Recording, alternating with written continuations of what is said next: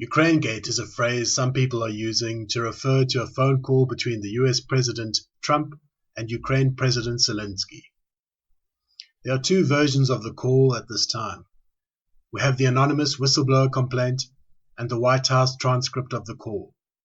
The whistleblower's complaint is a hearsay complaint because it is based on second-hand reports alone. The White House transcript isn't a verbatim record of the call either. Call transcripts are generalized accounts created by people who listen to the call. Neither the whistleblower complaint nor the transcript constitutes a full and nuanced version of events. Both Mr. Trump's complaint about Mr. Biden and the whistleblower's complaint about Mr. Trump are complaints. This episode is going to teach you how nations handle complaints in general and teach you the reasonable person test in particular. Complaints play out in much the same way. A person complains about someone or something. The authorities almost always investigate the complaint next. There is an exception to the rule. The exception arises when a complaint appears to be false, confusing, poorly worded, defective, or in the case of President Trump, a whistleblower complains about the complaint itself. We are going to map the process that defective complaints go through, because Ukrainegate falls into this category. People are not experts at filing complaints. The best course of action is to give the complainant an opportunity to explain the evidence they had based their complaint upon, and give them an opportunity to remedy any defects that remain. The idea is to separate amateurish complaints from false complaints. The House Intelligence Committee were the ones who conducted the impeachment inquiry. They should have run their inquiry by the book. Step 1. Ask the President to explain the evidence he had based his complaint upon. Step 2. Once they held that evidence in their hands, they should have tested it against the reasonable person test or something similar. The reasonable person test asks and answers a simple question. Would an ordinary American, of ordinary means, ordinary morals, and ordinary intelligence, see enough cause to file a complaint if they held the same evidence in their hands? This is the standard that nations use when deciding whether a complaint warranted an investigation.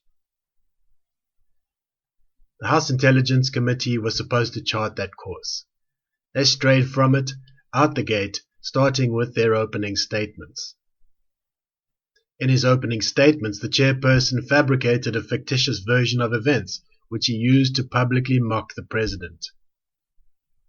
Publicly mocking a suspect before the first witness had been interviewed and before the first piece of evidence had been collected is a good example of prejudice.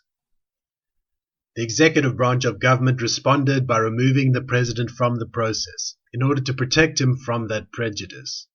Any lawyer worthy of a license would do the same. Thing is, when the executive branch removed the president from the process, they removed the evidence the president had based his complaint upon. The physical absence of the president's complaint from an investigation into that complaint is a serious and an obvious concern. An honest inquiry would have recognized that they needed to get their hands on the body of the president's complaint. They would have taken steps to convince the executive branch that the chair had made a stupid mistake, promising all interested parties that the process would be impartial going forward. The House Intelligence Committee made no such effort. Rather than get their hands on the evidence Trump had based his complaint upon, and discover whether the president was right to complain about Mr. Biden or not, the chairperson made another serious misstep. He refused to let anybody ask the Ukrainegate whistleblower any questions, period. My friend, the state protects witnesses so that they can give evidence. The state wants evidence and testimony because evidence and testimony are pivotal when one is pursuing the truth. There Americans sat, sans the president and his complaint, sans whistleblower and whatever evidence the whistleblower might possess. The House Intelligence Committee all but poured concrete shoes on the truth and sunk it in the swamp in Washington when they made it impossible for anybody to discover the truth. Ukrainegate was not the first time the state failed to investigate the complaint they were asked to investigate. That title belongs to the Russiagate scandal.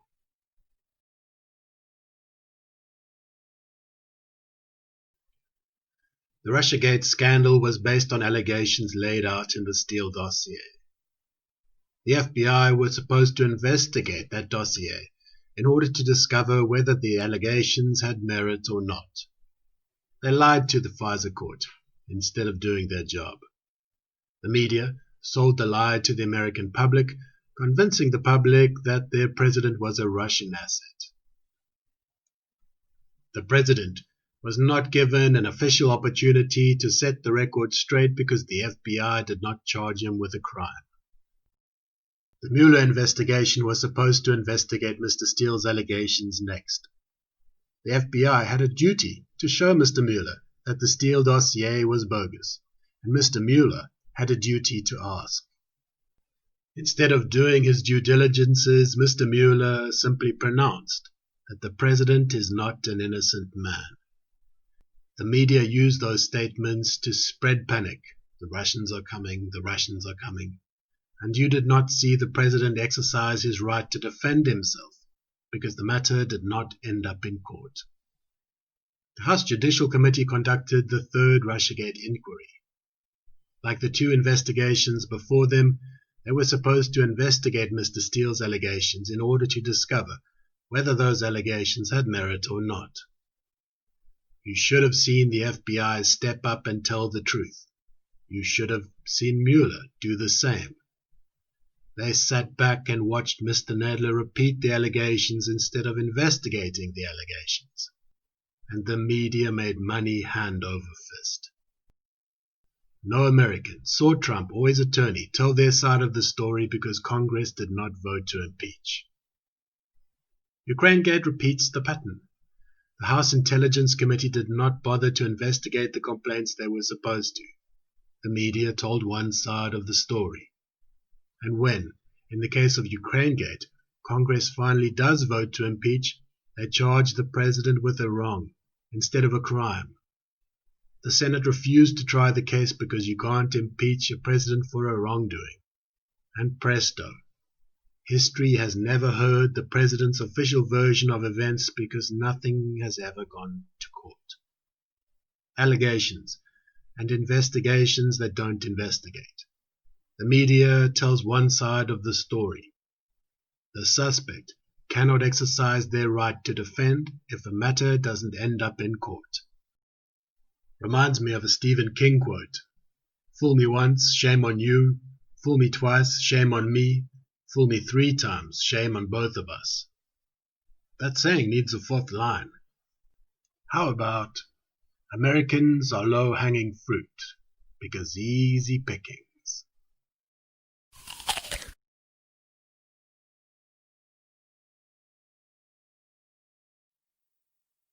This is a governor. It's an older mechanical device found on steam engines. The faster an engine turns, the faster the governor spins. The faster the governor spins, the greater the centrifugal forces acting on it.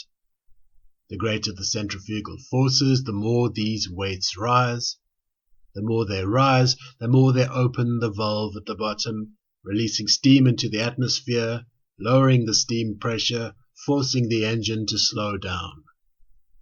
This particular type of governor governs how fast the steam engine goes by opening and closing a valve. Here's the important part. Although it's tough to visualize graphically, placing unrealistic expectations on a governor will cause the governor to become unstable. Unstable governors behave erratically. The maths for this is known as control theory. This animation of a steam engine governor is playing out in front of you. It was included because it's relevant. It's here to explain the workings of a scandal to you in simple terms. The goal of a scandal is instability. It might start with false allegations.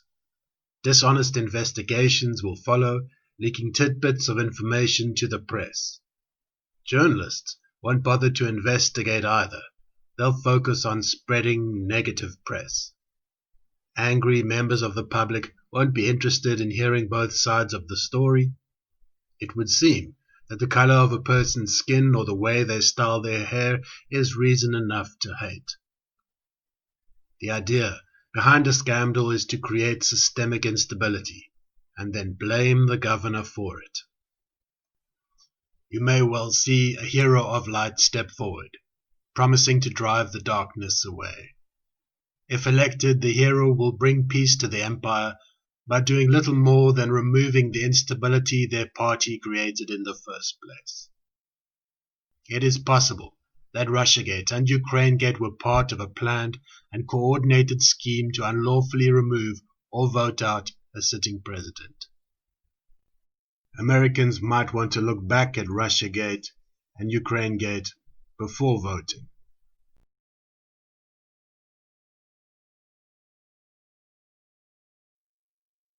The House Intelligence Committee investigated Ukrainegate. They were asked to discover whether Trump's complaint about Biden was a legitimate complaint, or whether the whistleblower was being honest when they described Trump's complaint as false, frivolous, or vexatious. The procedure for this case is simple. Ask President Trump to spell out the evidence his complaint was based upon. Test the president's evidence against the reasonable person test. Instead of following that process, the House Intelligence Committee prevented their investigators from questioning Trump and from questioning the whistleblower on their respective complaints. As a result, Americans do not know whether Trump is the Ukrainegate criminal or whether that criminal is Biden. Americans are going to give their nations weapons of mass destruction to either Biden or Trump in the next election later this year. Congress was supposed to tell Americans who the real crook is, but they failed to do their due diligences. There is a good chance Americans are going to give their atomic bombs to the criminal among the two next. It's hard to imagine something more dangerous than a criminal with an atomic bomb. It would be nice to dismiss the risk, but nobody knows who the innocent candidate is. Which is why you're seeing so many foreign nations weigh in, and why the US needs to take the democratic process more seriously. Please, thank you, and good luck. The business end of this video is dull. You're welcome to use the next few seconds to go and watch someone else. I created 2 t-shirt slogans for this episode: Drain the Swamp and Flip the Swamp the Bird. You'll find license-free versions of the artwork in the description for you to use. Drain the Swamp is a just cause. For much the same reason, you're free to dub or sub this episode and upload those translations to your own social media pages, as long as you leave the business end intact. This animated show exists to draw attention to an ebook, the broken edition of The End. The book is illustrated non-fiction. It describes a game. The beginning of the game is centered on the apartheid wall in Jerusalem. The beginning involves the swastika and Holocaust museums too. I'm mentioning this because some of you believe that Mr. Trump is a racist right-wing apologist. For what it's worth, here are my 2 cents. The book has nothing to do with Trump. It needs Westerners to love Holocaust museums. You don't need my book to achieve that. Allow me to demonstrate. Holocaust museums, I love you. Vote Trump 2020. If you are going to vote Democrat, please read my book. The game is going to need Democrats to stick to Holocaust museums like glue. Watch me role play a Democrat making that dream come true. Let's restore Holocaust museums to their rightful place, ensuring children visit at least once on a school outing. Vote Biden 2020.